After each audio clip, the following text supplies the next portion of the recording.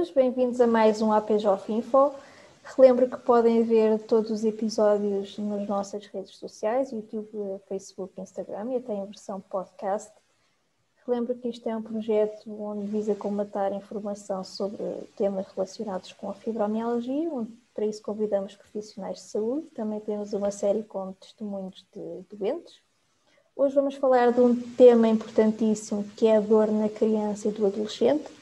Por isso temos connosco hoje a Catarina Pires, que é psicóloga há vários anos e que se dedica ao estudo da dor, com especial interesse na criança e no adolescente, mais recentemente também na comunidade surda. É professora universitária na Universidade Autónoma de Lisboa e é membro de investigação da CIP da UAL. Bem-vinda, Catarina, obrigada por teres aceito o convite. Obrigada. Obrigada eu pelo convite, por estar aqui. Obrigada, Joana. Obrigada à APJOF. E é um prazer estar aqui. Para mim é sempre bom poder participar neste tipo de iniciativas, acho que é importante. E também, pelo tema, dar também visibilidade a esta temática que, de alguma forma, ainda precisa de mais debate e de mais visibilidade. Portanto, agradeço. Já me apresentaste, não preciso dizer muito mais.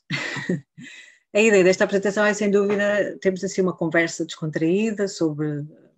Eu gostava de ressaltar nesta apresentação, nesta conversa, vários aspectos que considero importantes psicossociais e também aspectos do desenvolvimento que penso que são muito pertinentes para compreendermos melhor a complexidade que pode ser então a experiência da dor nesta população que é criança, portanto, as crianças e os adolescentes. Portanto, esse seria aqui o objetivo. E espero de ir de encontro aos objetivos também aqui do convite feito.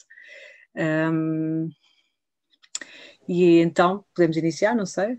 Claro que sim. E acredito que iremos ajudar alguém, principalmente a esclarecer algumas dúvidas. Eu se calhar coloco já uma questão antes de começar. Veio-me agora à cabeça esta questão. O tema da dor na criança e do adolescente não será ainda um tema um bocadinho tabu, entre aspas? Tirando, se calhar, a parte de oncológica, se calhar, digamos assim, porque depois também todas as outras doenças, tanto a nível reumático, no caso da fibromialgia, da artrite idiopática juvenil, etc., a dor na criança é uma coisa que temos um pouco medo de encarar, talvez. Será? Nós vamos aqui falar mais tarde, às vezes faz essa designação, a dor benigna e maligna, não é? Vamos falar da dor crónica, não em contexto oncológico. Realmente continua a ser um tema com pouca visibilidade, apesar, e por isso é que eu ao início gosto sempre de fazer uma contextualização histórica para percebermos onde é que estamos, porque realmente há um maior reconhecimento, mas ainda não é suficiente, ainda continuamos a ver que há práticas inadequadas, quer na prevenção, quer no próprio tratamento da dor, portanto, e isso tem como base muitas vezes falsas crenças, mitos, que abordam e não reconhecem a dor da forma mais adequada, portanto. E de certa forma a dor crónica por si já é um bocado alvo de algum estigma social, porque a dor crónica realmente não se vendo, como por exemplo se vê, não é? Quando a pessoa parte uma perna nós conseguimos ver.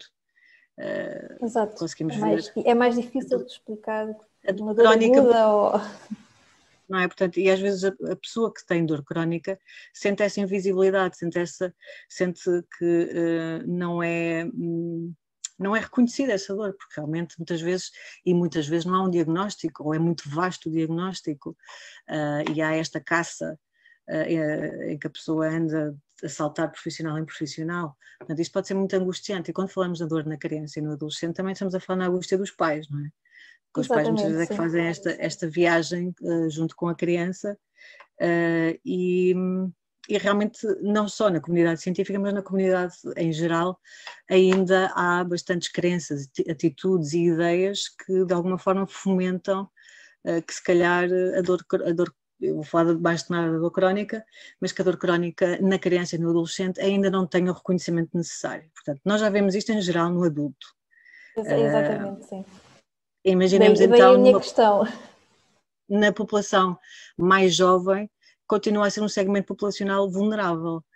Não só os jovens, mas também outras populações, por exemplo, que têm dificuldade de comunicar, ou por déficits cognitivos, ou mesmo, por exemplo, a comunidade surda, não é? Que realmente tem algumas limitações. Portanto, a dor continua a ser ainda não ter a visibilidade necessária. E depois também porque, apesar de termos avançado imenso e de sabermos muito nas últimas décadas, a dor continua muitas vezes a estar enquadrada dentro de um modelo biomédico, não é? Que não permite o entendimento complexo que é a dor. Portanto, a dor é uma experiência muito complexa, não é só o quanto sentimos, e também não é só a bastante intensidade. individual. O que se torna ainda mais difícil de explicar, tanto ao profissional como aos familiares e aos amigos, isto tanto para adolescentes, crianças como adultos, não é? Torná-lo objetivo é difícil, não é? Exato. E mesmo quando temos de dizer quanto sentimos de dor, isso pode ser muito difícil, não é? Quando temos de quantificar de 0 a 10, por exemplo, quanto é que sentimos de dor, não é? Que 0 é o mínimo e 10 é o máximo. Só esta forma de tentar objetivar um pouco mais algo que é tão subjetivo, pode ser muito complicado. E quando falamos da comunidade jovem, ainda mais, porque realmente, por exemplo, se nós nos debruçamos muito sobre as descrições verbais, sobre o que a pessoa nos diz que é a dor, o relato, o autorrelato, e se estamos a lidar com uma idade em que a criança, por exemplo, ainda não tem essa capacidade linguística, não é, para fazer essa descrição verbal, já estamos a limitar um pouco a avaliação, e muitas vezes vemos que realmente não há práticas de avaliação adequadas à idade da criança, portanto, e eu penso que é importante também falarmos disso. A minha ideia é falarmos também de vários dos mitos, porque realmente as nossas crenças definem a forma como nós atuamos, não só como profissionais, mas como não profissionais, não é? Se eu realmente acredito que a criança, por exemplo, é mais tolerante à dor que o adulto, ou sofre menos que o adulto, as minhas práticas como profissionais vão ser diferentes de se, por exemplo, eu tiver uma crença que acho que a criança pode sofrer mais ou tanto como o adulto, ou que a criança, apesar de não manifestar, pode estar com dor. Portanto, claro, é muito importante nós termos em conta uma série de aspectos, e por isso é que eu acho que é pertinente sempre, quando falamos da dor na criança e no adolescente, falarmos dos aspectos do desenvolvimento. É importante conhecermos as várias etapas do desenvolvimento e as mudanças próprias da idade para entendermos como é que devemos avaliar e tratar da forma mais adequada e prevenir, que é o que falta, não é? Acho que isso é muito importante. Então, vamos a isso. Vamos dando mais resposta a esta questão, que acho que é uma questão que tem uma resposta não é simples. Depois lá está, é tudo muito individual, muito... Lá está, avaliar uma criança com dor, o profissional tem que ter atenção a outras coisas muito mais microscópicas, entre aspas, desde expressões faciais, a expressões corporais, a várias coisas, de forma, sei lá, desenhos, qualquer coisa, tem uma forma diferente de avaliar ou tentar perceber a dor na criança. É um desafio. E talvez por isso é que seja mais complicado, mas é um desafio. Mas não deixa por isso de ser interessante e menos importante, realmente é muito importante. E eu acho que é importante também vermos as coisas em perspectiva histórica, e por isso é que tinha preparado aqui. Aqui tinha preparado uma série de ideias que eu gostava de alguma forma lançar, como factos ou mitos, já falámos deles, alguns deles, mas realmente é muito importante nós entendermos que realmente se nós temos determinadas crenças, isso vai determinar sem dúvida a nossa forma de atuar. Se eu, por exemplo, acredito, e não vamos já dizer se é verdade ou não, se é um facto ou se é um mito, mas se eu acredito que os recém-nascidos, por exemplo, não têm capacidade para sentir dor, a minha prática como profissional será diferente.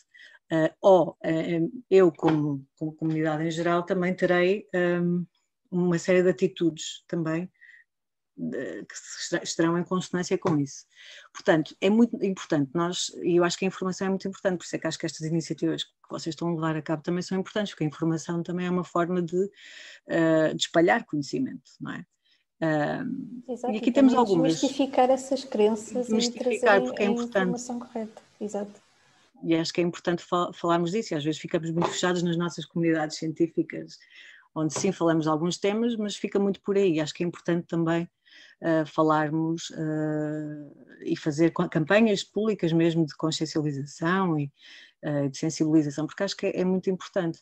E mais, tendo em conta, isto agora já estamos a misturar tudo, mas a dor na infância pode ser um preditor da dor na idade adulta, portanto, mais ainda temos de ter este caráter preventivo, realmente quando a criança tem dor, tem realmente é um direito que tem, e é um dever nós como profissionais também atender essa mesma dor.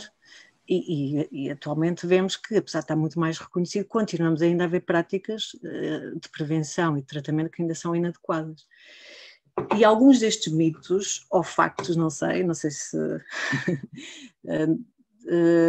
fazem realmente com que se mantenham algumas práticas inadequadas e a tal invisibilidade que tu, Joana, referiste logo ao início, a dor na criança. Parece que é uma coisa, se nós falássemos da dor na criança há umas décadas atrás, isto era muito estranho, e ainda se calhar é estranho para algumas pessoas. Nós, fazendo o tal contexto histórico, nós podemos situar mais ou menos que, por exemplo, nos anos 60 tínhamos ainda afirmações, mesmo no âmbito da comunidade científica, em que se dizia que as crianças toleravam a dor também ou melhor que os adultos, que não era, por exemplo, necessário, quando se faziam procedimentos médicos, o uso ou recurso a analgésicos, por exemplo. Portanto, porque as crianças não sentiam dor ou eram mais tolerantes, não é? Portanto, o tal desconforto associado à dor era tolerado, era entendido como bem tolerado pelas crianças. Acho isso impressionante. É incrível, não é?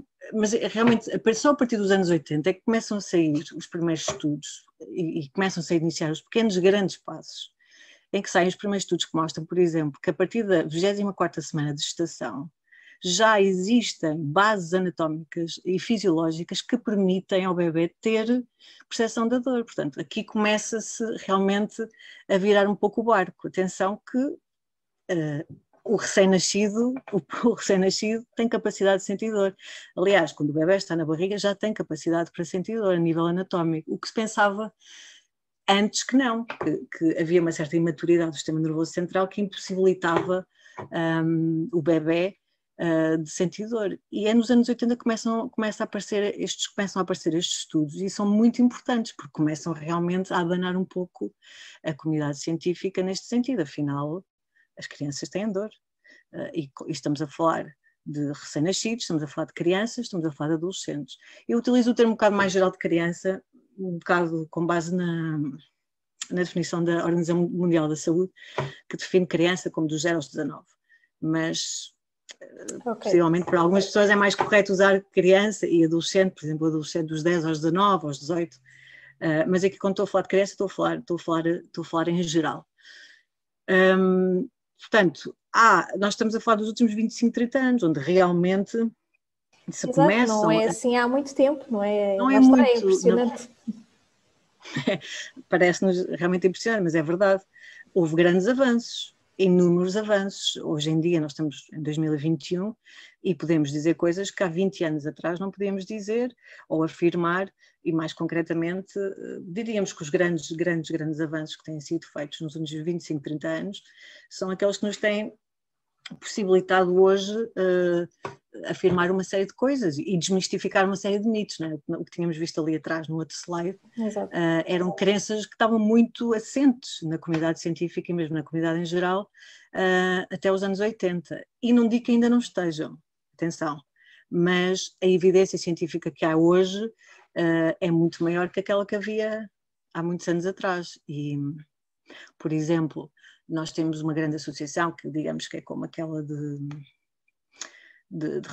maior reconhecimento, diríamos, a Associação Internacional para o Estudador, a IASP, que surge só nos anos 70 e 74, e só nos anos 90 é que nós temos um grupo de trabalho específico dentro da IASP que começa a trabalhar o tema da dor. Portanto, estamos a falar também de uma coisa muito recente, não é? A partir dos anos 90. Em Portugal também se começam a fazer uma série de iniciativas, em geral, na dor, não é? Temos em 99, cria-se o Dia da Luta contra a Dor, que é o 15 de outubro, temos o Plano Nacional de Luta contra a Dor, temos também em 2003 define-se a dor como um quinto sinal vital, portanto, como a pressão sanguínea, por exemplo, que já desde os anos 90 era definida, por exemplo, penso que nos Estados Unidos como tal. Portanto, começa-se a ver, e estamos a falar da dor em geral. A dor na criança vai sempre um bocado mais atrás, mas pronto, vai. Mas vai nivelada, pronto, ao menos vai isso, acompanhando. mas realmente estou impressionada, pronto, como é que há tão pouco tempo é que se começou a falar em dor, principalmente na dor na criança. E haver na dor, investigação e estava-te a falar mais, por exemplo, temos de falar de procedimentos médicos, por exemplo, quando vacinamos uma criança é preciso lidar com os níveis de ansiedade, porque sabemos que a ansiedade pode aumentar a percepção da dor. É necessário, se calhar isto nos anos 60 não era uma discussão. Não é preciso. A criança tolera bem o desconforto associado à dor, não é preciso. Agora já se fala mais nisso, não é? Temos profissionais que têm o cuidado de usar algumas técnicas para paliar um pouco estes níveis de ansiedade, que sabemos que o que fazem é aumentar sempre a percepção da dor. Portanto, se nós conseguimos de alguma forma ajudar a criança a gerir esta ansiedade, por exemplo, quando vamos dar uma vacina, que podemos fazê-lo de várias maneiras, dependendo também da idade, então sabemos que a memória que ela vai criar daquele procedimento vai ser mais positiva. E hoje sabemos que a memória da dor é muito importante. Okay. Não é? Portanto, hoje sabemos muito mais se é aplicado, se não é aplicado, se é estendido na prática clínica, isso é outra questão. Mas que há mais conhecimento, não há dúvida. Portanto, no entanto, eu ponho um bocado esta ideia, não é? A dor infantil, e aqui obviamente estou a falar de crianças e adolescentes, ela continua, e foi assim que a Joana começaste, ela continua a ser subentendida, continua a ser subvalorizada, continua a ser subdiagnosticada, continua a ser subtratada e pouco reconhecida. E se falamos de alguns tipos de dor, por exemplo, a fibromialgia infantil, ainda podemos falar de mais dificuldades, por exemplo, né, na fibromialgia juvenil. Também só recentemente é que se criaram critérios de classificação e diagnóstico mais estabelecidos, portanto também é uma coisa mais recente, e a juvenil também um bocado mais atrás que a fibromialgia no adulto, portanto ainda há muito para fazer, sem dúvida. Portanto a luta continua, isso não há dúvida. Claro. E por isso é que é importante nós também falarmos disto. Portanto, a dor crónica é realmente um problema de saúde pública, não é? É uma experiência obviamente individual, com interferência a vários níveis, mas é um problema de saúde pública, não é? E quando se torna crónica, há uns anos para cá que têm começado a referir a dor crónica como uma doença em si. Ou seja, tem-se tentado ter uma série de iniciativas para tentar combater e fazer planos onde se possa fazer um combate mais ativo no que diz respeito à dor crónica, mas ainda há bastante por fazer. Precisamos ainda de trabalhar bastante no terreno. E é isto, ou seja, nós hoje podemos dizer que a experiência da dor na criança, ou seja, não podemos falar de pequenas dores, é ridículo, não é? Neste sentido. A dor na criança é tão importante como no adulto, mais ainda no sentido em que se a dor na criança não for bem tratada, não for validada, poderá levar a maus resultados a longo prazo. Portanto, poderá levar a uma série de impactos negativos no futuro, mas também sabemos que pode ser um preditor de dor no futuro. Portanto, se temos crianças que apresentam um quadro de dor persistente, recorrente na infância e na adolescência, quadro este que não foi tido em conta, esta pessoa provavelmente terá uma maior probabilidade de ter dor crónica em adulto que outra pessoa. Portanto, hoje sabemos isto. E por vários aspectos. Há bocado falei da memória da dor, mas há vários aspectos que são muito interessantes. Quando falamos da dor na criança, nomeadamente os pais, são muito importantes como primeiros agentes de socialização, e por isso é que são agentes de socialização primária.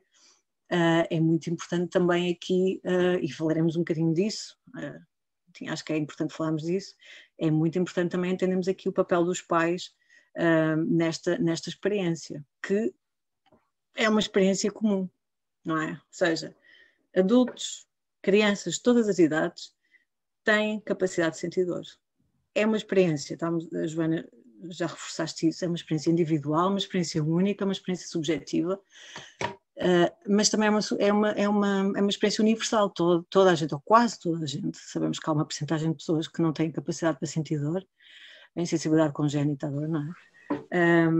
Exato, quase toda a gente já sentiu dor alguma vez na vida, não é? Portanto, toda a gente é uma experiência, não é só dos portugueses, não é só da Península Ibérica, é uma experiência que encontraremos em qualquer parte do mundo, portanto é universal, mas realmente é única e é de cada um, portanto, e por isso é que é tão importante termos em conta que a dor é sempre aquilo que a pessoa diz que é dor, não é? Tem a ver com esta variabilidade, esta individualidade. E mesmo com o mesmo diagnóstico, o mesmo tipo de dor, vamos encontrar sempre diferenças, não é? Às vezes, quando trabalhava com pessoas que tinham o mesmo diagnóstico, quase todas tinham o mesmo diagnóstico, era dor musculoesquelética, era muito interessante, nós estávamos todos na sala e às vezes eu referi isso, não é? Vocês têm todos o mesmo diagnóstico, mas eu tenho a certeza que a forma como vivem a vossa dor, a vossa experiência de dor é diferente. Obviamente que há pontos comuns, claro, mas há uma variabilidade enorme também associada à dor, portanto nem toda a gente vive a experiência da dor com o mesmo sofrimento associado, com a mesma incapacidade, ou seja, o funcionamento, a disfunção que pode produzir a dor crónica não é igual em todos, portanto, e a forma como nós interpretamos a dor. Portanto, é uma experiência única, é uma experiência sensorial também, não é? Mas não é meramente sensorial, é emocional. E eu ponho aqui a definição da dor, porque foi atualizada o ano passado, e a definição que nós tínhamos da dor, da IASP, era de 1979. Portanto, 41 anos depois, é reformulada esta definição, que me parece bastante interessante. Mais ou menos se mantém a mesma definição, mas há algumas nuances e notas que são feitas, nomeadamente que a experiência de dor é complexa, que a experiência da dor, ou seja, que o relato da pessoa deve sempre ser respeitado, porque há situações em que isso não acontece. Exatamente. E que também um aspecto importante tinha a ver com que a expressão verbal, não é? Eu dizer que me dói aqui, localizar a dor, ou que a minha dor é um 8, 0 a 10, ou que a minha dor é pulsátil, portanto tem a ver com o facto de eu poder descrever e fazer um autorrelato da minha dor, não é, é apenas um indicador da dor. Portanto, uma pessoa que tenha incapacidade de comunicar não quer dizer que não tenha dor, portanto também vem dar aqui mais visibilidade a alguns segmentos populacionais que muitas vezes têm dificuldades de comunicação, ou pela idade, ou pela condição que têm, por exemplo, a surdez. Portanto, esta nova definição vem ainda dar mais ênfase a vários aspectos complexos, de realmente a experiência de dor é uma interação de vários fatores. E eu acho que é muito importante nós termos isso em conta. Estamos a falar de 41 anos depois, temos esta renovação, esta nova... Quer dizer, não é nova, não muda tanto em relação ao que havia, porque já se considerava que era uma experiência sensorial e emocional, mas vem-se ainda dar mais relevo à sua complexidade, ao facto de não nos basearmos só nas características verbais, ou seja, do que a pessoa nos diz que é a dor, mas que há outros indicadores da dor. E isto também dá mais reconhecimento à dor noutras populações, como eu estava a referir. Exato, pois também é mais fácil de filtrar, digamos assim, para o profissional de saúde, até depois em termos de tratamento, para opções de tratamento, acho eu, não sei, é a minha interpretação também por aí, para poder tratar a pessoa, tratar a pessoa assim dessa forma holística, não sei se é a palavra correta, lá está, para um tratamento mais adequado, para um acompanhamento mais adequado, seja na criança, no adolescente, no adulto, no idoso, enfim. Acho que sim, acho que a dor tem que ser vista desta forma, acho que nem sempre o é, infelizmente, mas tem que ser. Por isso é importante também, e cada vez mais vemos, e fico contente que cada vez haja mais essa ampliação, de várias disciplinas a trabalhar no âmbito da dor. Portanto, eu acho que é importante termos várias disciplinas, vários tipos, várias áreas, não é, debruçarem sobre este tema, nomeadamente fisioterapeutas, médicos, psicólogos, assistentes sociais, portanto, ver várias áreas que trabalhem e possam de alguma forma dar o seu contributo para melhorar a experiência da dor, porque sabemos que muitas vezes as terapias farmacológicas não chegam, não é? E depois também depende um bocado da pessoa, não é? Acho que devemos dar sempre um leque de opções, não é? E eu referi que é uma experiência comum, realmente a dor é uma experiência comum, e quando falamos da dor crónica, eu falo da dor crónica porque também muitas vezes pensa que a dor crónica é uma coisa mais de adultos, e não é assim. Vamos até é surpreendentemente incrível ver taxas que são similares de prevalência. Nós temos estudos muito dispares, nomeadamente aqui em Portugal houve um estudo há pouco tempo, o mais recente, que indicava 30 e tal % da população portuguesa com dor crónica. Na criança também podemos ver, eu até pus aqui, até 38%, podemos ver estudos que até indicam percentagens assim, mas normalmente a média são uns 15%, que é muito parecido, é muito similar à média nos adultos, portanto, estamos a falar de taxas de prevalência que são similares no adulto e na criança, portanto, eu acho que isto é um dado bastante preocupante. Exatamente, era o que eu ia dizer. E está na altura de se fazer alguma coisa, né? Porque é como falaste, essas crianças e adolescentes, é provável que venham a ter-se uma doença crónica, seja um adulto com dor crónica e pronto, se calhar há situações que até era possível evitar esse prolongamento. Portanto, é um assunto urgente a ser tratado, como é óbvio. Possivelmente, e por isso é que é muito importante a prevenção adequada, não é? E para isso, para haver prevenção adequada, tem de se validar, tem de se reconhecer a dor na criança. E as dores mais frequentes que nós vemos nas crianças normalmente são cefaleias, dores abdominais, dor musculoesquelética, estas normalmente são as que estão lá no topo da tabela.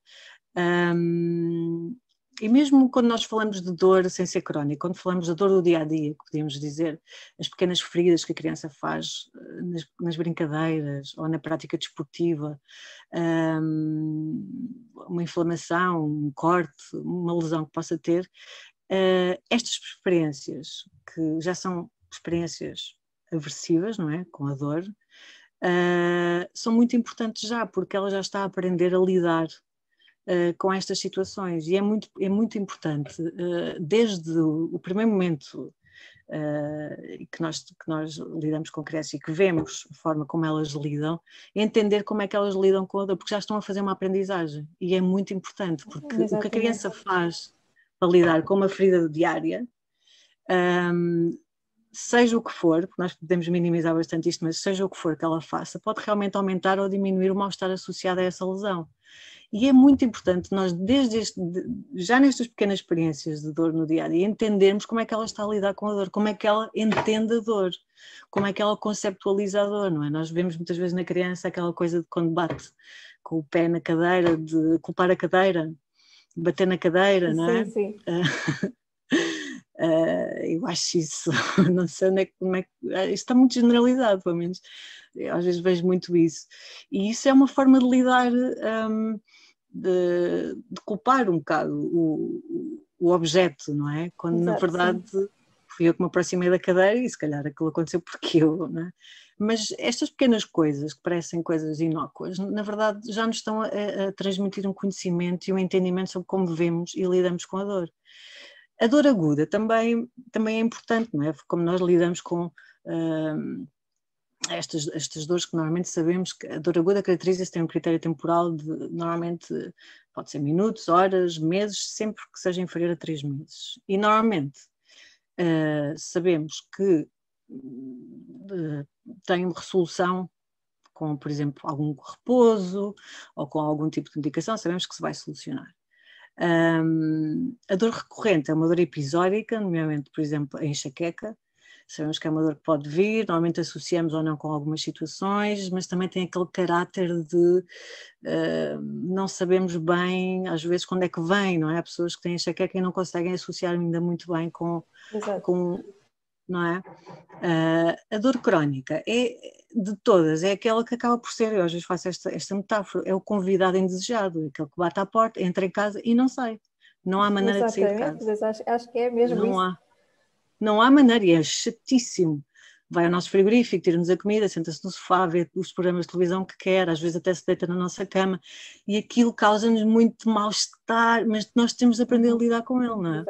É que não há outra, porque ele não se vai embora. Quer dizer, até se pode ir embora, mas e eu acho que isto também tem a ver um bocado com o conceito de aceitação, que às vezes é um conceito que eu acho que não está bem entendido quando nós falamos dele. Nós, quando falamos de aceitação, aliás, a aceitação é um conceito que se tem trabalhado muito nos últimos anos, nas chamadas terapias de terceira geração, em psicologia, que é aceitação em compromisso. E tem a ver com o facto de aceitar que tenho uma dor, tenho uma situação que me compromete, é verdade, compromete-me fisicamente, socialmente, psicologicamente, etc. Mas não é por isso que eu vou deixar de fazer algumas coisas. Portanto, posso-me adaptar à minha nova normalidade. A aceitação tem a ver com isto, não é resignar, porque às vezes quando nós falamos da aceitação com os pacientes, eles ficam, não, mas quer dizer o quê? Que eu tenho de me resignar? Não é resignar, é ser proativo. Exatamente. É como agora a pandemia, não é? O normal agora é usar máscara, não é? E depois vamos voltar a uma nova normalidade, mas, ou seja, é uma nova normalidade, é uma normalidade que nós vamos construir de acordo com as nossas características, as nossas novas características de vida. Mas não quer dizer... Isso às vezes é um processo um bocado longo, parece que há aqui um processo de luta à mistura, é complicado. Eu demorei muito a lá chegar e acredito que muita gente também. É um processo. E temos que permitir ter esse processo, temos que nos permitir isso, temos que nos permitir ter essas frustrações, temos que permitir ter... É normal, são as fases. Claro, e é o que eu digo, o importante é vir ao de cima sempre. É normal, e quando não temos diagnóstico, ou quando o diagnóstico é muito vago, quando há muita incerteza associada também à nossa condição física, ainda é mais difícil fazer este processo de aceitação, não é?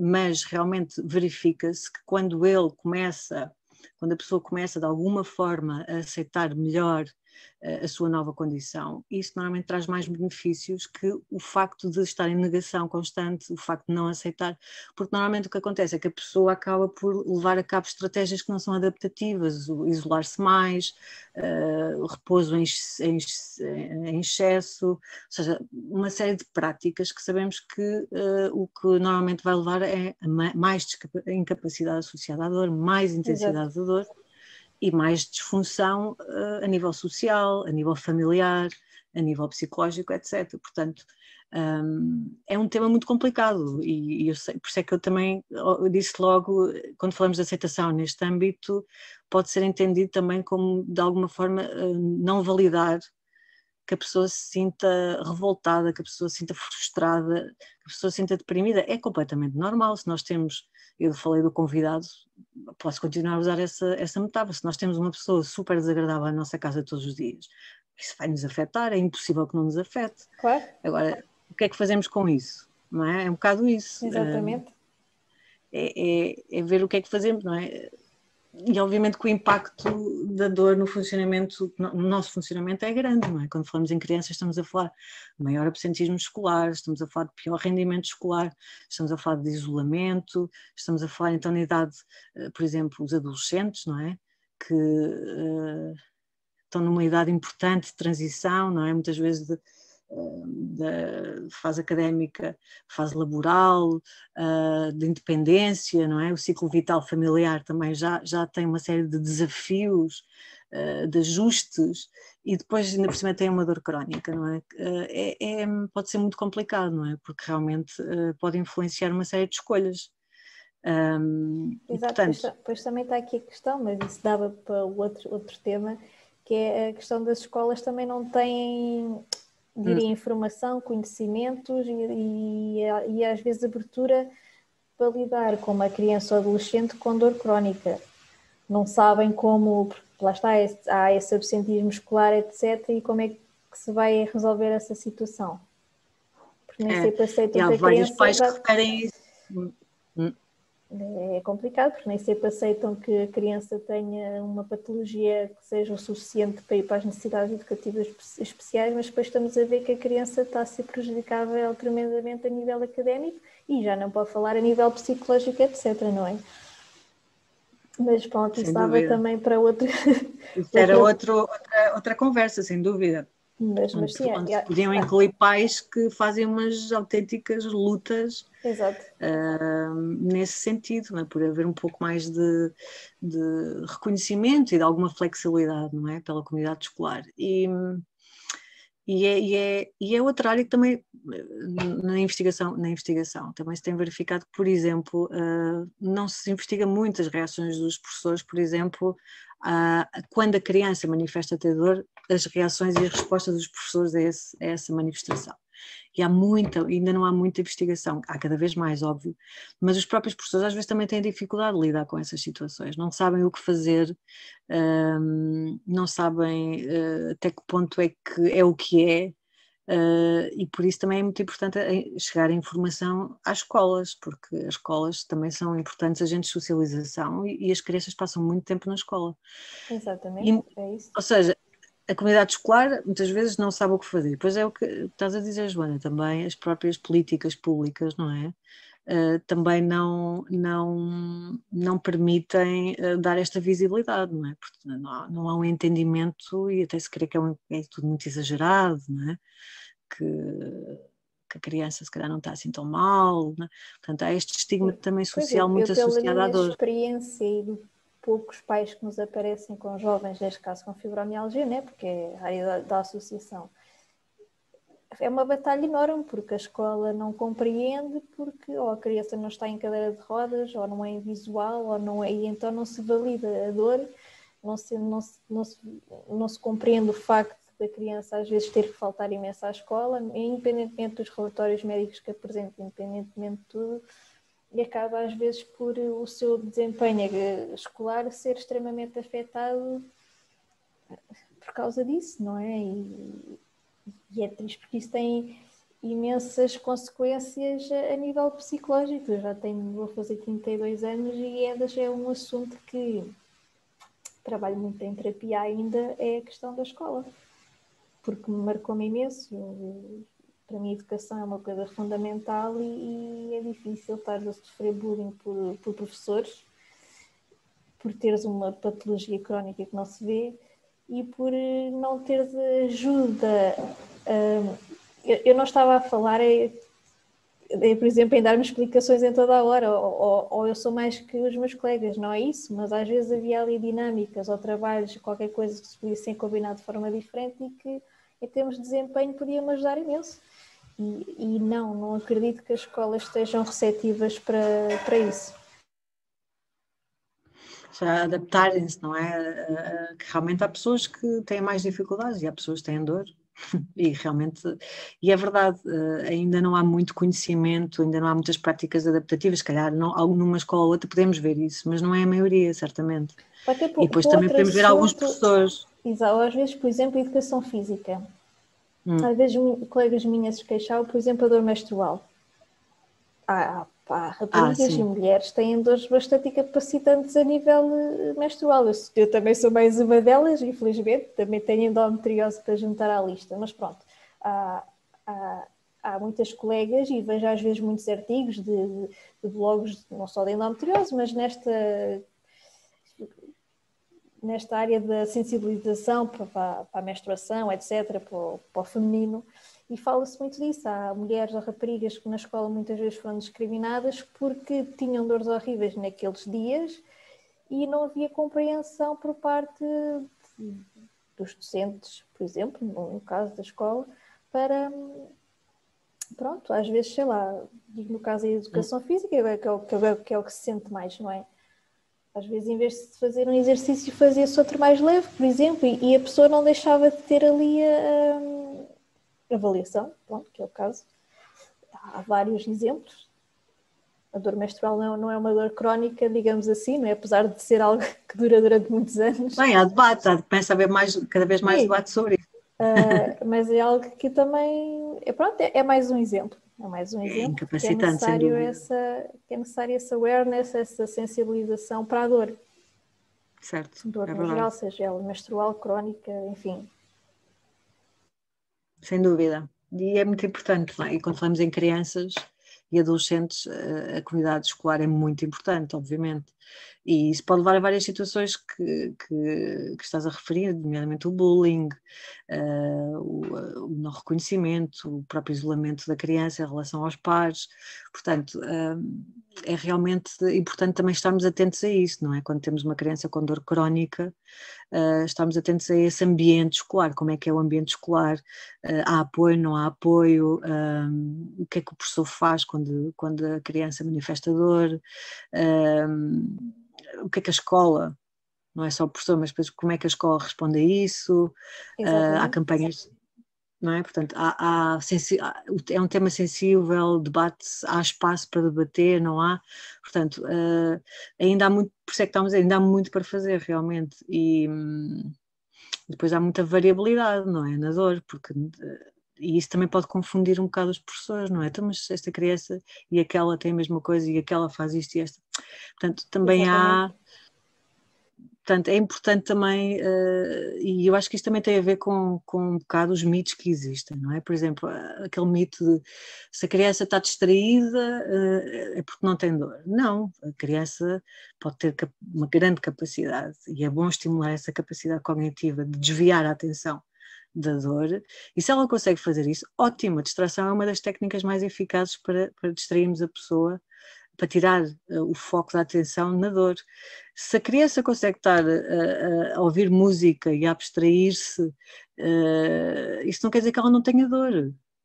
Ela tem dor, ela tem uma capacidade de abstração boa, não é? Que foi fomentada por ela ou não por ela, não interessa. Acabamos todos por, de alguma forma ou outra, encontrar mecanismos para lidar com a dor. Acho que isso é algo que vem já e não invalida uma coisa, exatamente.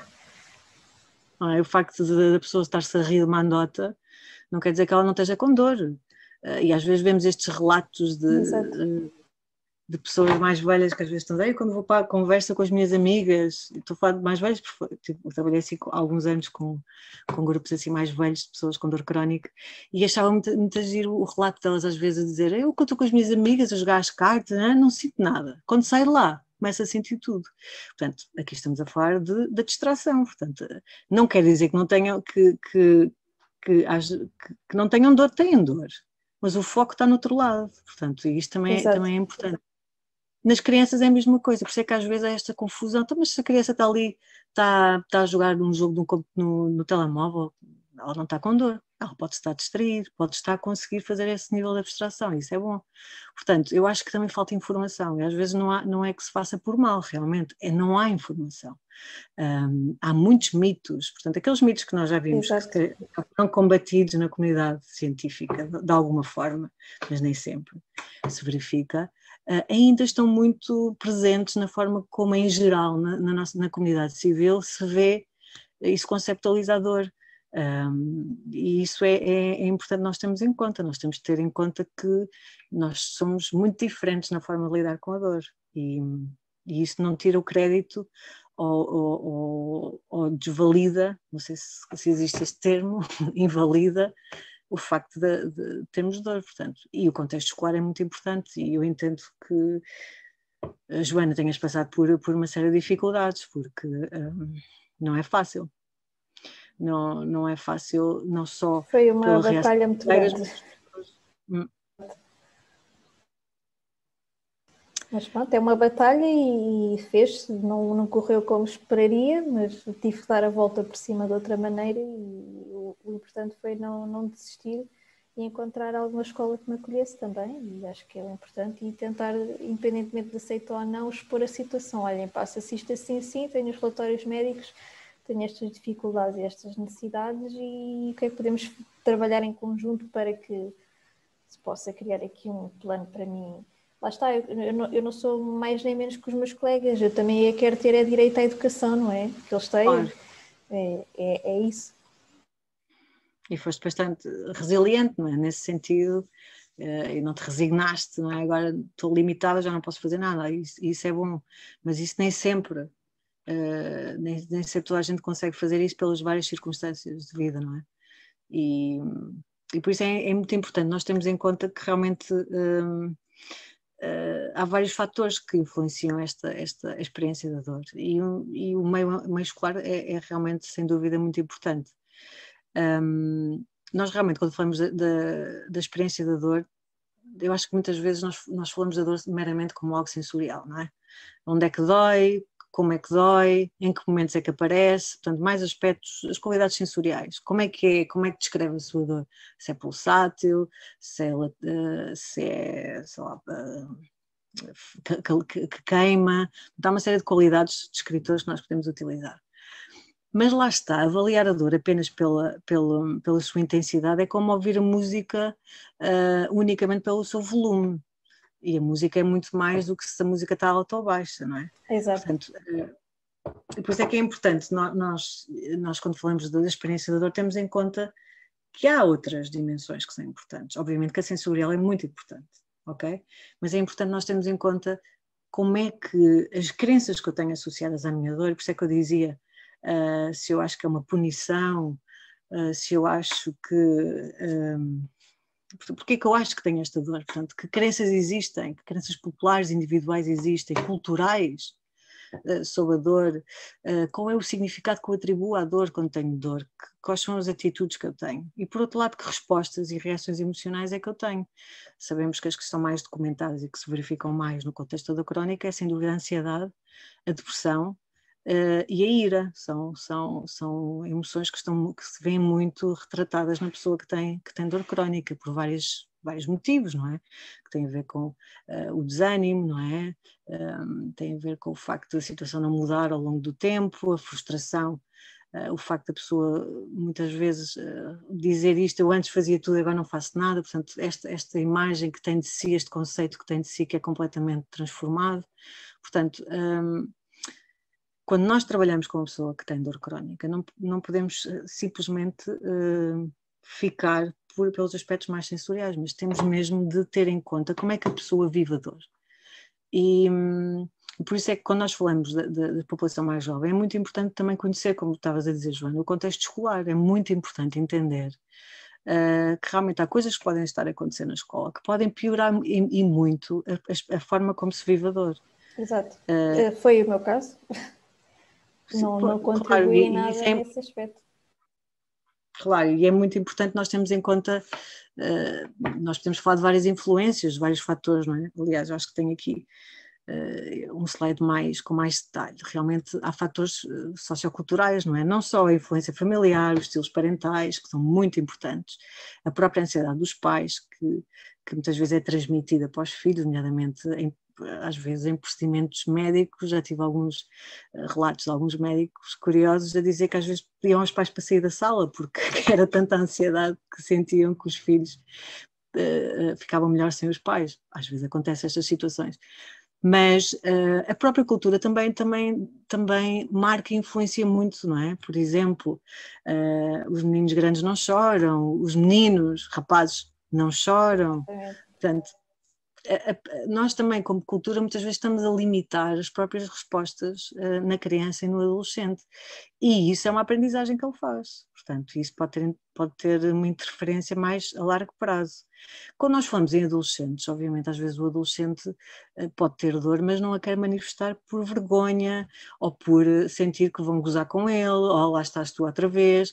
Portanto, o não expressar dor não quer dizer muitas vezes que a criança não esteja a sentir dor.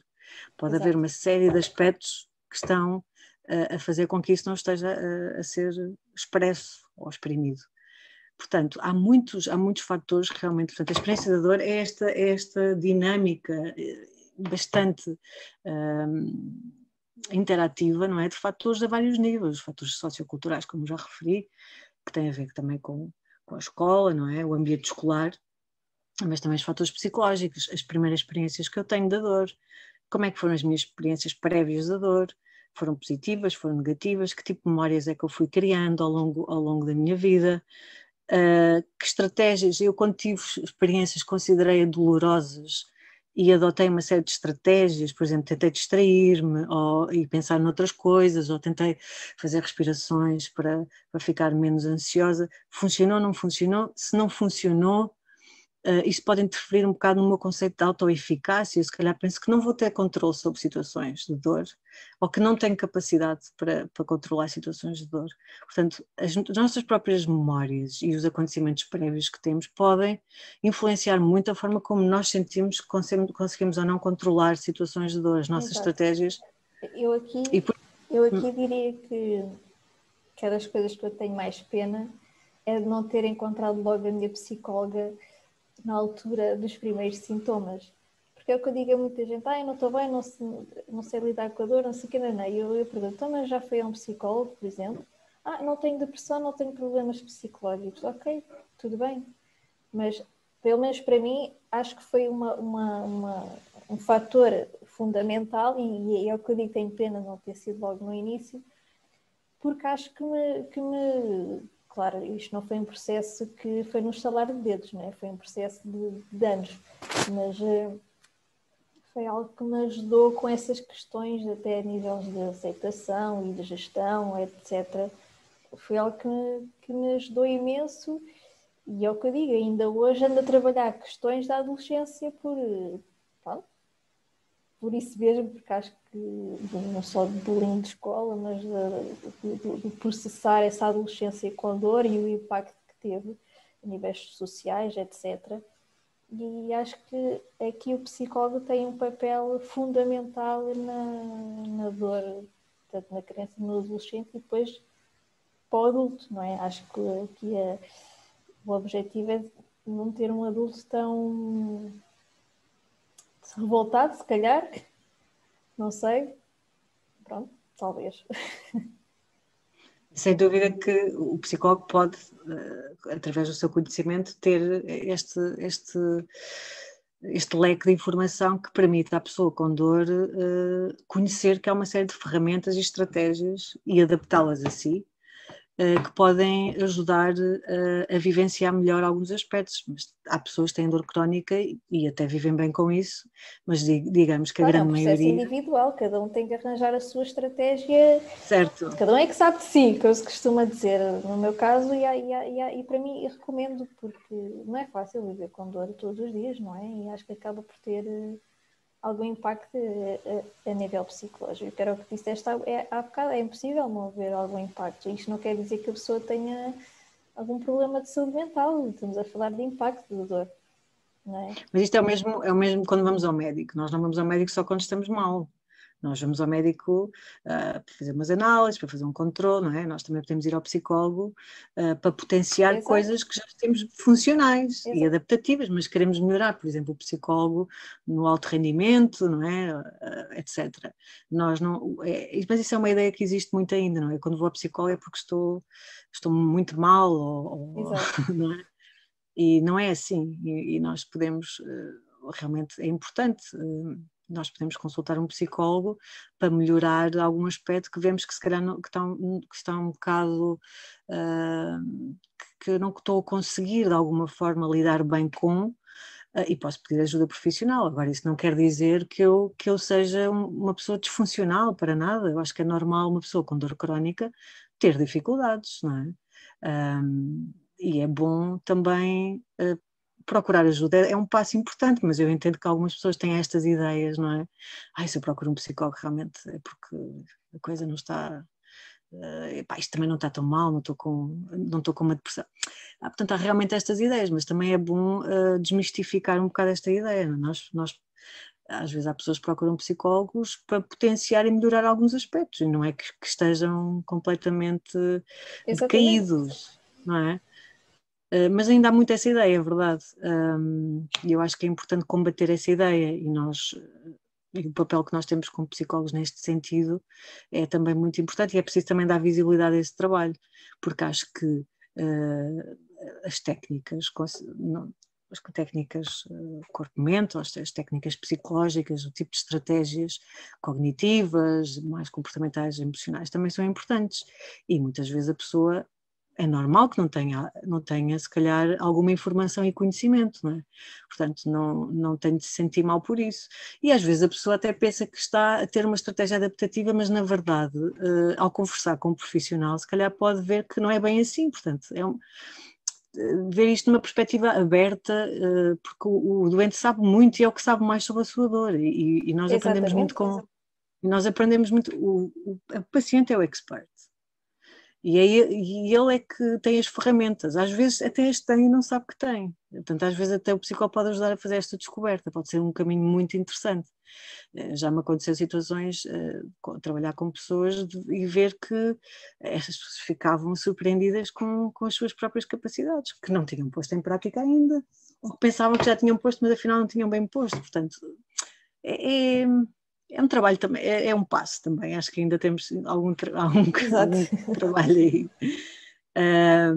Mas eu acho que é muito importante, e nós quando trabalhamos com crianças e adolescentes é muito bom também de alguma forma incluir os pais no próprio plano de tratamento, porque os próprios pais às vezes acham e estão a fazer o melhor, mas na verdade às vezes quando nós começamos a falar e a debater um bocado mais algumas das estratégias que estão a levar a cabo para ajudar o filho ou a filha, vemos que se calhar com a maior das intenções não são as mais adaptativas essas estratégias, portanto, e também é importante incluirmos os pais nesse processo, porque os pais são aqueles que na verdade estão ali e muitas vezes há em procedimentos, por exemplo, crianças têm que fazer procedimentos médicos invasivos e muito repetidos, como punções lobulares, crianças que têm um cancro. Muitas vezes o psicólogo trabalha com os pais de forma a potenciar que o que se aprende no hospital ou na clínica onde se levam a cabo esses procedimentos possa ser depois levado a cabo pelos pais, que os pais depois com a criança possam treinar essas mesmas técnicas e que sejam eles no local,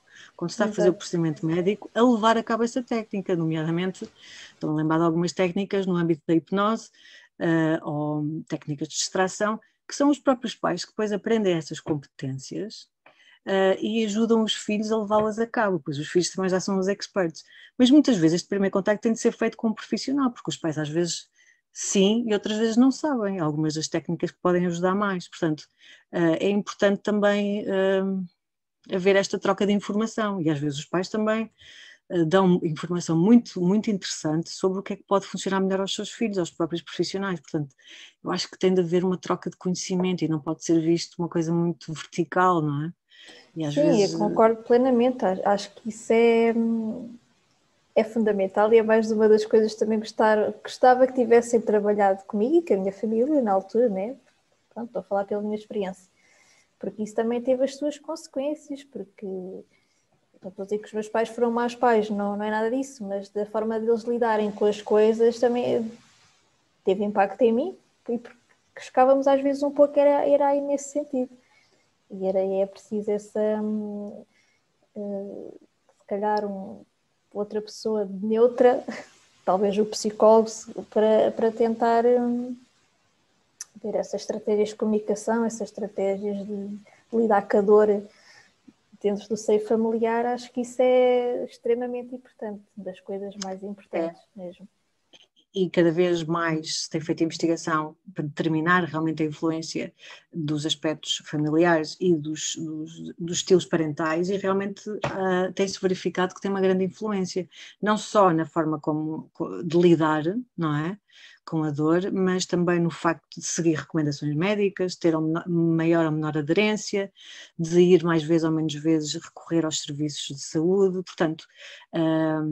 a forma como os pais entendem a dor, a forma como os pais abordam a dor e a forma como os pais lidam com a dor, obviamente que influencia de muitas maneiras. E por isso é que cada vez mais quem trabalha com crianças com dor crónica tem vindo a dizer que realmente é importante integrar os pais no tratamento. Portanto, muitas vezes os pais precisam também de ter estratégias para saber lidar com a dor dos filhos e às vezes já as têm e é simplesmente fazer com que ainda sejam mais potentes, ou às vezes não as têm e é preciso adquiri-las. Portanto, é importante também ter isso em conta. Portanto, é muito importante, quando falamos na dor da criança e do adolescente, ter em conta estas influências parentais e familiares. Portanto, o ter dor, uma criança que tem dor, altera bastante o funcionamento do sistema familiar. Altera o papel, as regras, as normas, uma série de aspectos inerentes da própria família. E depois Exato, os próprios estilos é parentais. é tremendo, Claro. é em tudo. Claro. E isso é muito importante, não é? Nós, quando falamos da família, dos estilos parentais, falamos sempre da aprendizagem, não é? Portanto, a aprendizagem pode ser feita através da modelação, não é? Os nossos pais são um modelo, não é? Para nós, a forma como eles reagem à dor é uma aprendizagem para nós, porque nós aprendemos formas de lidar com a dor e possivelmente vamos adotar essas mesmas formas quando temos dor. Também a forma como eles reagem à nossa forma de lidar com a dor também pode condicionar a nossa forma de lidar com a dor. E depois também o reforço que pode haver de comportamentos de dor. Nós, quando falamos de comportamentos de dor, estamos a falar que podem ser comportamentos verbais ou não verbais. Por exemplo, o verbal poderia ser um gemido, eu dói-me muito, ou pôr a mão no sítio e dizer que dói muito, descrever a dor, como há o não várias verbal. Pequenas coisas que têm um impacto tremendo. Podia-te dar agora aqui a passar a tarde a dar exemplos, mas há muitas pequeninas coisas que têm impacto na criança e no adolescente que estão a sentir a dor, coisas que se vê no dia a dia, seja principalmente em casa, da dinâmica dos pais, como os pais reagem, é um assunto muito interessante. E isso pode manter. E isso pode manter ainda mais o problema. O que está mais documentado, o que nós sabemos que realmente pode ter efeitos negativos é quando temos estilos parentais que são muito protetores. Por exemplo, o repouso. O repouso pode ser adequado numa lesão aguda, quando é por um período de tempo curto. Quando nós estamos a falar de uma dor crónica, o repouso não é adequado que seja por períodos muito, muito longos, portanto, e às vezes vemos que se calhar de alguma forma estão-se a estimular e a reforçar comportamentos como este, que será, por exemplo, de repousar durante muito tempo, de cada vez que se tem dor faltar sempre às aulas, de passar sempre mais tempo com o filho do que o habitual, são condutas de muita proteção. Isso está demonstrado que realmente leva a piores indicadores, ou seja, a criança tem mais incapacidade e tem mais intensidade e o funcionamento também está mais comprometido, porque se o pai ou a mãe são muito protetores, qualquer coisa que eles sintam que pode piorar a dor, retiram imediatamente a criança desse ambiente, portanto, e sabemos que uma das coisas que se deve fazer é de alguma forma adaptar a criança a ter um funcionamento normal dentro da sua situação, obviamente, mas haver uma certa retoma à normalidade. Se a criança não pode fazer o que fazia a nível físico como antes, podemos adaptar e se calhar pode fazer determinados alongamentos ou umas caminhadas ou determinados exercícios. Portanto, adaptar. E isto é considerado uma estratégia ativa, uma estratégia positiva. Se nós estamos sempre a ensinar a criança a ter medo, a evitar situações que de alguma forma produzam alguma dor, isto já se mostrou que não é o mais indicado. Tal como também o outro extremo. Também já se verificou que os estilos parentais de minimização, que tem a ver com o facto de ignorar e achar que a dor da criança é muito exagerada, que não é para tanto, também já se verificou que isso também pode levar a maus resultados. Portanto, isto costuma dizer, nem 8 nem 80, tem que haver ali um ponto de equilíbrio para... Nem demasiado protetor. Portanto, os pais têm um papel muito importante, porque os pais, melhor que ninguém, conhecem a criança. Claro. E eles próprios conseguem fazer uma avaliação da dor na criança. E então, mesmo o importante é não desconsiderar a dor, sempre validar a dor, respeitar que a criança tem dor, mas nem maximizá-la nem minimizá-la, tentar encontrar um ponto médio em que de alguma forma tentem ou procurem estabelecer alguma retoma no funcionamento social, emocional, físico, portanto de alguma forma haja um incentivo e um encorajar que a criança não suspenda todas as atividades da sua vida. Isso é o que já se viu que não é o mais correto. E muitas vezes os pais, quando têm estas condutas, estes seus parentais mais protetores, não o fazem realmente como diria, por maldade, obviamente que não. Eles simplesmente querem proteger a criança, não é? De sentir mais dor, querem aliviá-la. Está a fazer com maldade, não é? Claro que é não. comportamento das pessoas, pronto, é... Mas já se viu muitas vezes que estas condutas mais protetoras estão muito associadas a um tipo de pensamento que na literatura e na investigação clínica tem-se demonstrado muito, que é o catastrofismo, que é o pensamento catastrófico face à dor, que é eu pensar que nunca vai passar, que não há nada que eu possa fazer, e este tipo de pensamentos muitas vezes está associado muito a estas condutas mais de proteção excessiva.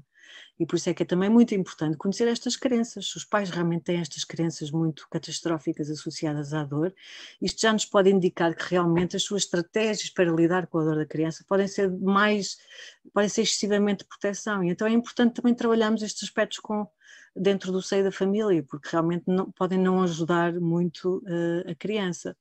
E estas influências são muito importantes, tem de se ter em conta. Isto é o que está realmente mais estudado em termos de estilos parentais que podem influenciar mais o ajuste da criança à própria dor. Portanto, são aspectos muito, muito importantes. Isto aqui já saltei, tinha assim alguns slides em que falava mais disso, já saltámos um bocado. Não faz mal, é um tema sempre importante de... Sim, mas pronto, vamos saltando, é importante. Mas as influências é muito importante e por isso há cada vez mais profissionais que sentem esta necessidade de incluir os pais. Acho que isso devia de ser obrigatório. Pois, é bom ver esta disponibilidade, não é? Dos dois lados.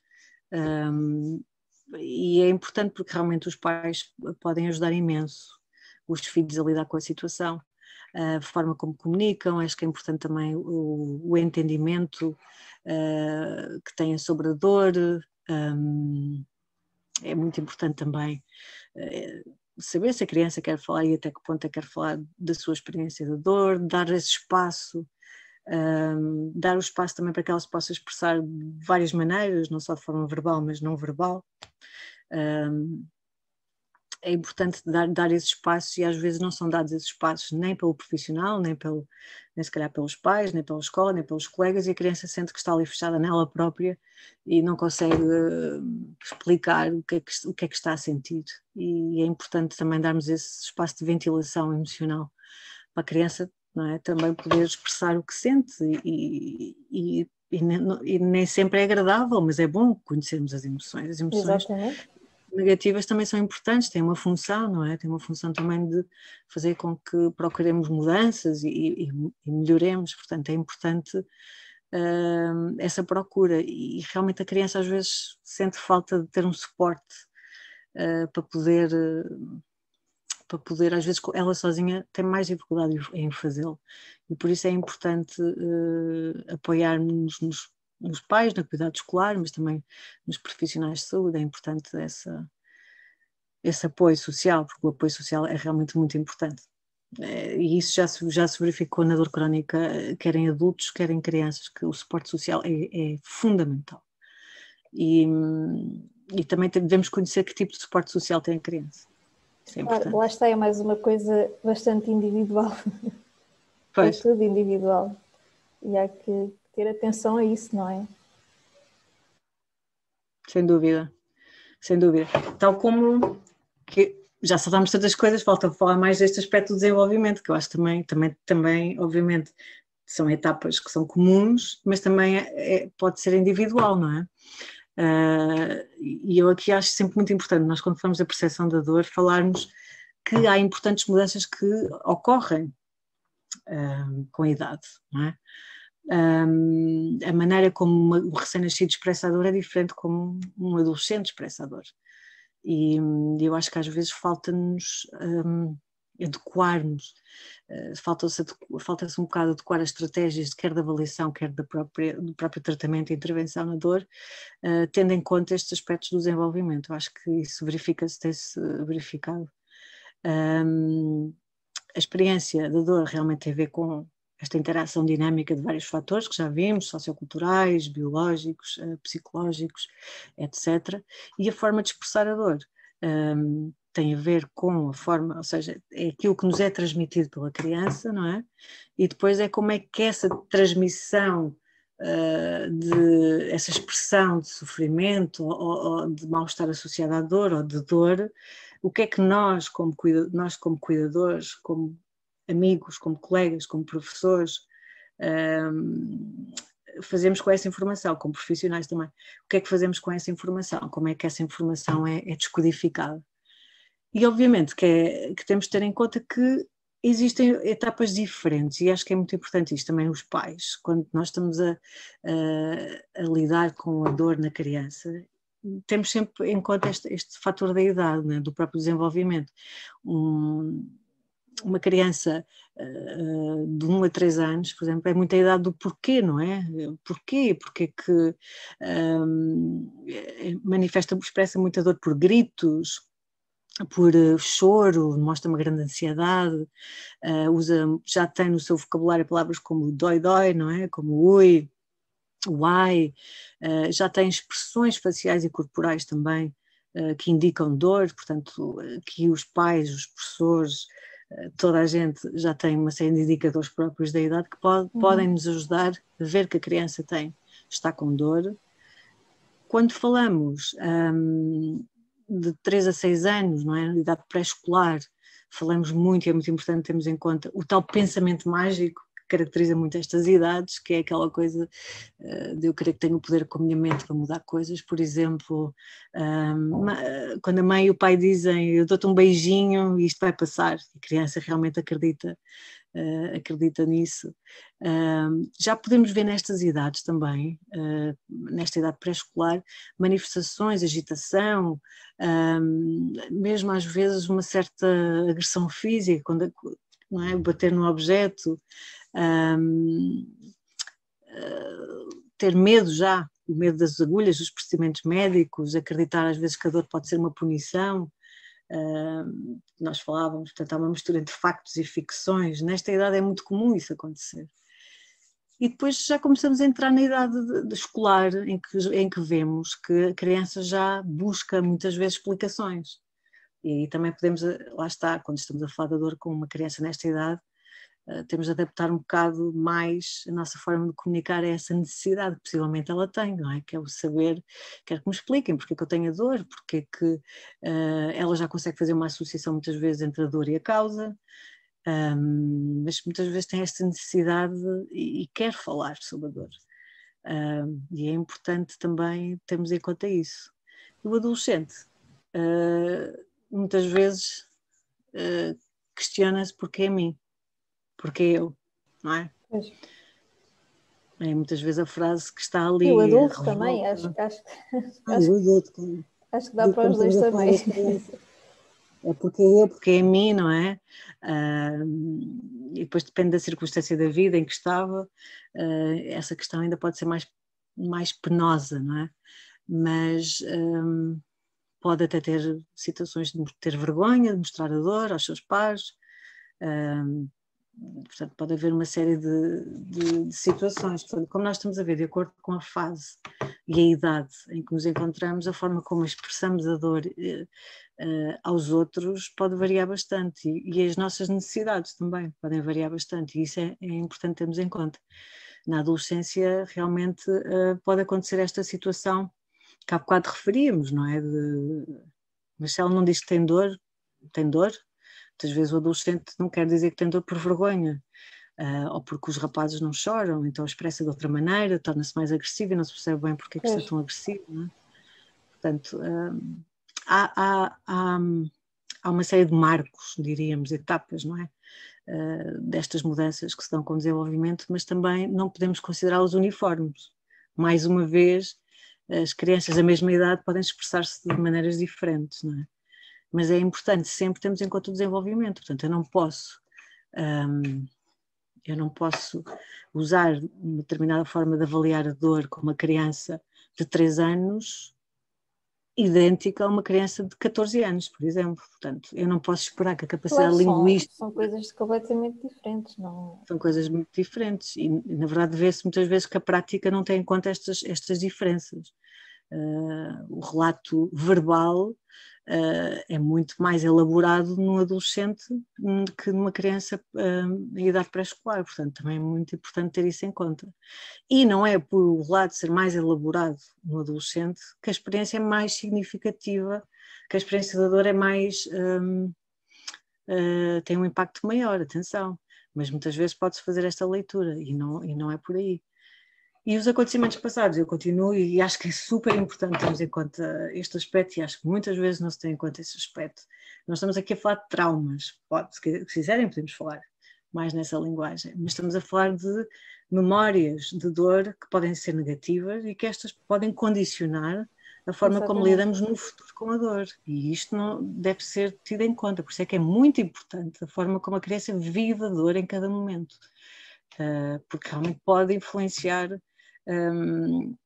a forma como vai viver no futuro uma dor e a forma como vai usar as estratégias, porque se a criança sente que realmente as suas estratégias não são eficientes, não são eficazes, ela pode, com o tempo, aprender que realmente não tem controle sobre a sua dor ou que não tem capacidade para lidar com a sua dor. Portanto, é muito importante também potenciarmos a resiliência e a autoeficácia na criança. Depois, mais tarde, para sair desse ciclo vicioso, que acho que acaba por ser um ciclo vicioso, é extremamente difícil, é um trabalho, parece que redobrado.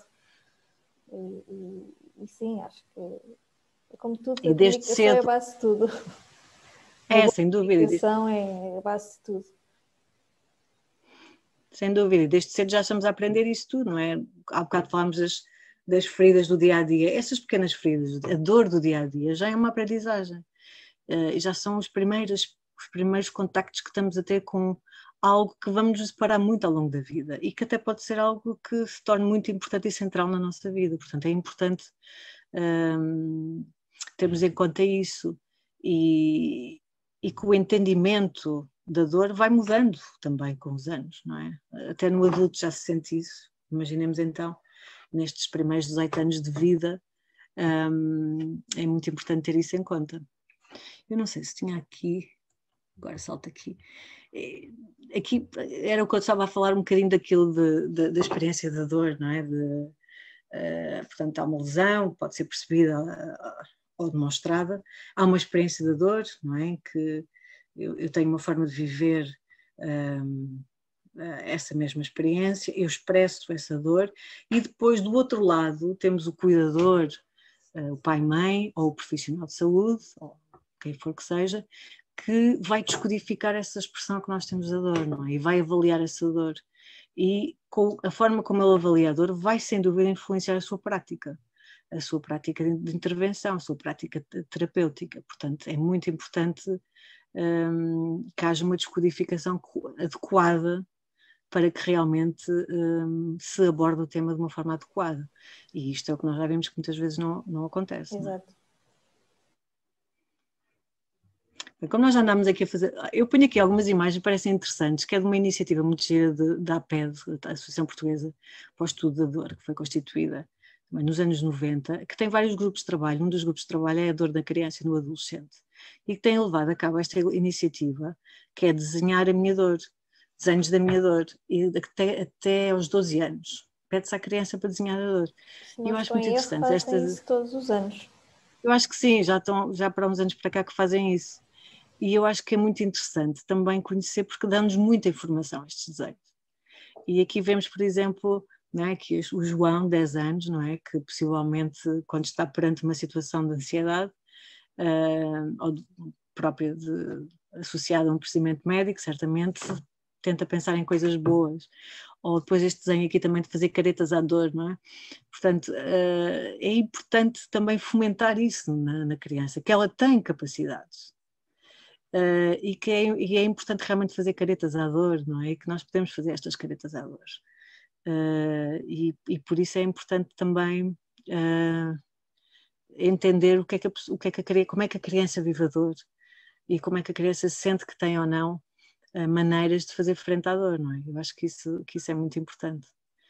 E aqui falamos das estratégias, não é? As consideradas as estratégias passivas, que normalmente são as desadaptativas, e as estratégias ativas, que normalmente são as adaptativas.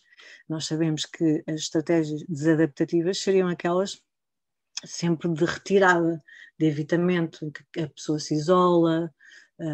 Obviamente eu estou a falar sempre numa perspectiva mais persistente, porque às vezes é importante nos isolarmos, às vezes é importante nos retirarmos, mas quando fazemos sempre isso, e de forma muito continuada, isso não é adaptativo, não é? O auto-isolamento, Exato, o foi o que distanciamento do dissemos há bocado. problema.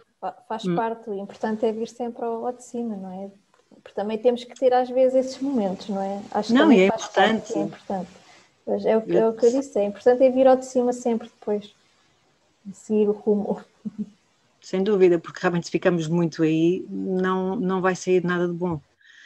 E na dor realmente verifica-se que quando as estratégias são muito passivas, realmente há uma maior incapacidade associada à dor, há uma maior disfunção a vários níveis, a nível físico, a nível social, a nível psicológico.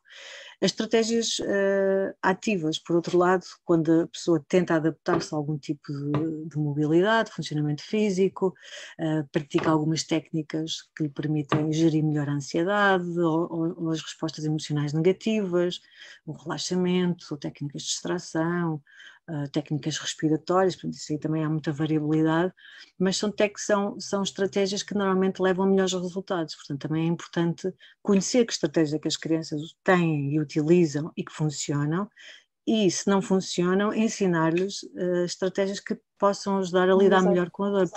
A dor fará sempre parte da vida delas, não é? E se é dor crónica, mais importante ainda, não é? Porque realmente têm de ganhar uma resiliência, uma sensação de autoeficácia, sentir que são capazes e que ao fazer determinado comportamento, ao levar a cabo determinada conduta, vão ter efeitos positivos. E isto é muito importante fomentar isto na criança, e às vezes, lá está, não é fomentado e a criança sente que não tem controle nenhum sobre a sua dor. Ou seja, é a dor que controla a sua vida e não a pessoa que tem algum controle sobre a sua dor. E é uma maneira de ver diferente, não é? Mas é muito importante mudar um bocado fazer um shift, não é? Desta maneira de ver as coisas. Mas já mostramos tantas coisas.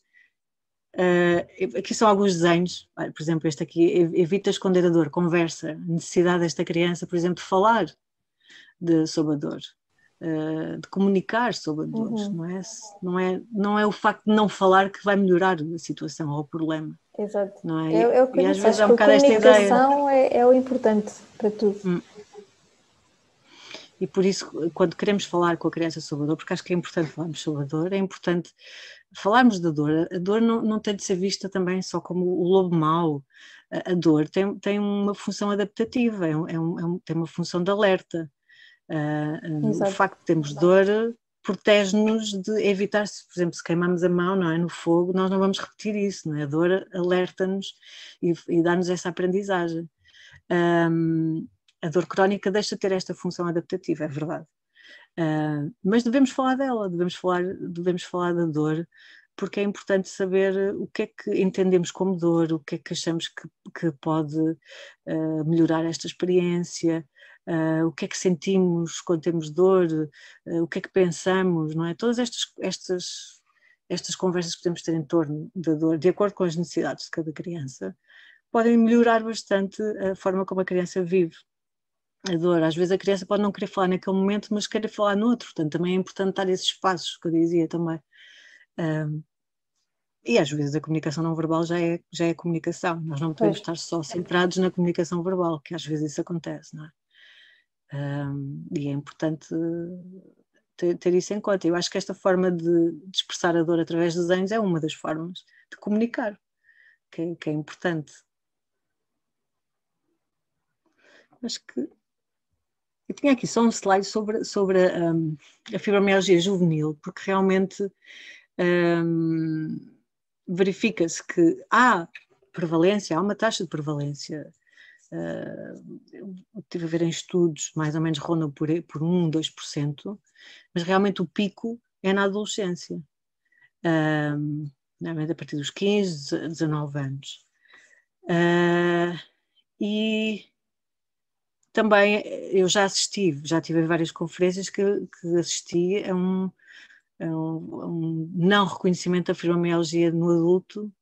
Na fibromialgia juvenil, suponho que o debate ainda é mais feroz nesse sentido. Sim. Infelizmente mas... Não há tantos critérios. Exato. Pois. Mas pronto, também há casos, e uma coisa que eu acho impressionante, certo? E era algo que se devia também estudar, é porque vejo os relatos de muitas pessoas que dizem que já têm estes sintomas desde a infância, desde a adolescência. Portanto, acredito que se calhar houvesse aqui mais atenção para o assunto, se calhar ainda havia mais diagnósticos, infelizmente, do que há tanto na criança adolescente como no adulto, serem diagnósticos mais precoces, e acho que se viria mais, acho que esta percentagem seria maior. Certo, e realmente vê-se quando uma das questões, não é, que falávamos há pouco, das dores do crescimento, não é? Realmente, não, pelo que eu tenho verificado e pelo que eu estive a ler, não se consegue estabelecer uma relação causal, ou seja, dizer se a criança tem dores de crescimento, que é uma dor que até é bastante comum na infância, dizer que esta pessoa vai ter fibromialgia. Mas sim que se verifica em alguns estudos que, quando se perguntam a pacientes com fibromialgia, pede-se a essas pessoas para elas recordarem durante a sua infância que tipo de dores é que tiveram, e há uma grande percentagem que refere dores do crescimento. Portanto, as dores do crescimento não quer dizer que se transformem, não se ainda, eu pelo menos não encontrei evidência consensual nesse sentido, que se transformem em fibromialgia, mas pode ser um indicador de uma condição médica como a fibromialgia. Exato. Portanto, e quando temos o relato de pessoas com fibromialgia que dizem que realmente durante a sua infância tiveram muitos episódios de dores do crescimento, isso leva-nos a pensar que possivelmente, embora tenham diagnósticos diferenciais, embora tenham características clínicas que distinguem uma e outra, mas leva a crer que possivelmente as dores de crescimento podem estar associadas a outras condições médicas, portanto, não desvalida. Eu acho que é preciso haver muito mais investigação nesse sentido, e não há tanta informação como se pensa. As dores crónicas normalmente têm tendência a desaparecer as dores de crescimento têm tendência a desaparecer com a idade. Normalmente vão até aos 13, não é? Pelo menos o que eu verifiquei, 12, 13 anos. E em alguns estudos que se fizeram em crianças que tinham dores de crescimento, verificou-se que metade mais ou menos não desenvolviam dor, ou seja, não se verificava, por exemplo, fibromialgia. Mas este estudo, por exemplo, que se fez foi só até os 13 anos, portanto, e sabemos que o pico da prevalência da fibromialgia é mais tarde, portanto, ainda não temos tanta investigação que nos permita encontrar linhas causais, não é? Mas sim que quando vemos o relato de pessoas com fibromialgia, vemos que realmente há esta presença de dores de crescimento. As dores de crescimento são consideradas benignas, têm algumas características, normalmente são bilaterais, não é? Nas extremidades baixas, normalmente aparecem ao final do dia, à noite, têm um desaparecimento normalmente de manhã. Passam muitas vezes com analgésicos ou com massagem, portanto consideramos que são dores diferentes, mas realmente se a criança, e aqui também já respondendo um pouco ao facto de se a criança apresenta sempre uma dor persistente, deve ou não levá-lo a um profissional. Eu acho que se a criança sente e relata uma dor recorrente e persistente, esta não deve ser ignorada para nada, portanto tem de ser sujeita a um exame rigoroso e descartar, filtrar.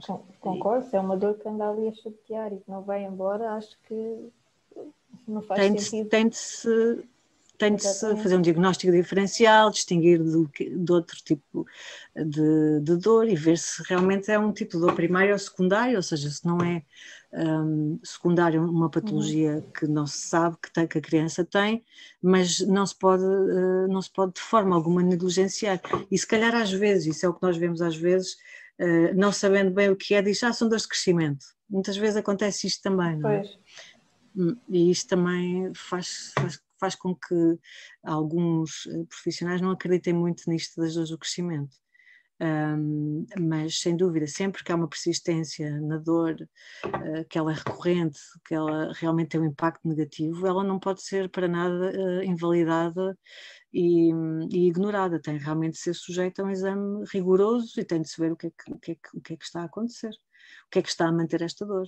Pois aí podem ser vários os fatores, mas não se pode ignorar, sem dúvida alguma. Claro que não, porque isso depois eventualmente trará as suas consequências e até pode ser uma coisa de fácil de resolução, mas não se pode, tanto o profissional de saúde como os familiares, não podem desvalorizar essa dor e tentar arranjar uma resposta para ela e, por consequência, o tratamento. A dor não tratada na infância pode, sem dúvida, ser um fator de risco. Claro. De dor na idade adulta, portanto é importante nunca negligenciar e trabalhar para ver o que é que poderá estar a acontecer. E é isto que muitas vezes faz esta tal viagem, a transição da dor aguda para a dor crónica. E é importante nós conhecermos também o que fatores, obviamente que eu falo mais dos fatores psicossociais que podem representar fatores de risco, pôr a criança mais numa posição de vulnerabilidade, ou também os fatores de proteção psicossocial. Portanto, é muito importante nós termos em conta estes aspectos, mas realmente se há uma queixa constante e persistente, esta não deve ser ignorada. Não deve para nada ser ignorada.